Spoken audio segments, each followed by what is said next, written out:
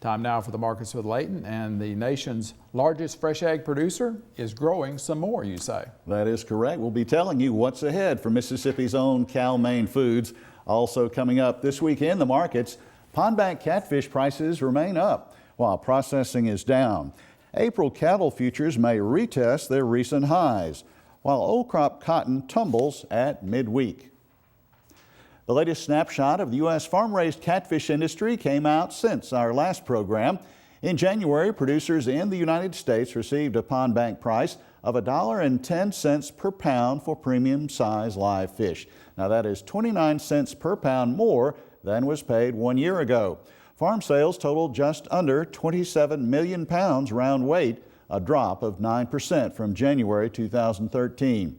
Meanwhile, processor sales were heading the other direction last month. They were up 11.5% from a year ago and totaled just under 13 million pounds. From aquaculture to beef now. As we record at midday on Thursday, the cattle trade is anticipating the Friday, February 21st monthly cattle on feed report. In the meantime, beef demand hangs in for the most part, according to analyst Tom Fitzenmeyer and other traders. The cash market, everybody's expecting some weakness this week, and there really wasn't any. And I think that popped us up and probably will continue to. I think there's a chance that April cattle could retest the highs. I'm not in the camp that thinks we're going to make new highs, but we certainly could retest them. The cattle market is strong enough, and unless there's some catastrophic thing comes along, I think you're going to be fairly well supported. So I don't know that there's a reason to get really aggressively selling the market, but certainly having a put under the market wouldn't be a bad idea, because when things get really good, they can change and not be good for a while. Mississippi's CalMain Foods, the largest producer of fresh shell eggs in the U.S., grows a little bigger as of March 1st.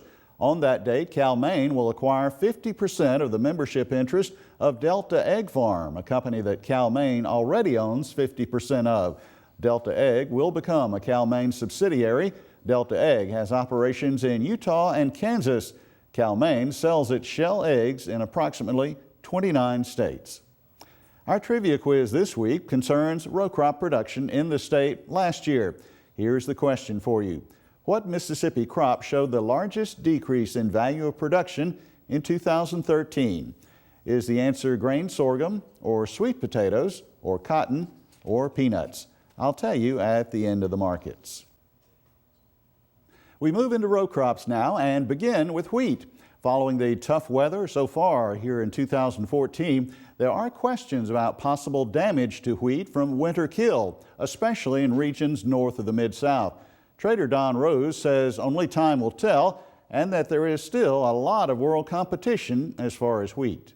Well, we're really not going to know until we come out of dormancy how serious it was, but we have on the backdrop, remember we did have the planted acres were down about 1 million from what we had anticipated earlier. So I think really where we're at is we're still in a supply bear market. The United States stocks are tight, very similar to the soybeans. U.S. stocks are tight, but not the world's stocks. So I think all we did is we just really moved up to some levels of resistance. We're probably going to need new catalysts to move higher. The cotton market is our next stop. Exports of U.S. fiber have been good, but more are needed to keep some fundamental support under cotton prices. Extension Ag economist John Michael Riley told me in this interview that exports are indeed the driver of the cotton trade. Well, what did the monthly supply-demand report from Washington tell us about cotton? Domestically, not a lot of changes. In fact, we're sitting right on par where we were at the month prior.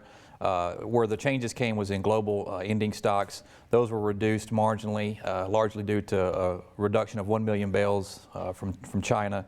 So that reduced their total ending stocks, and that carried on through to global ending stock reduction. But still, we're very high in terms of global ending stocks.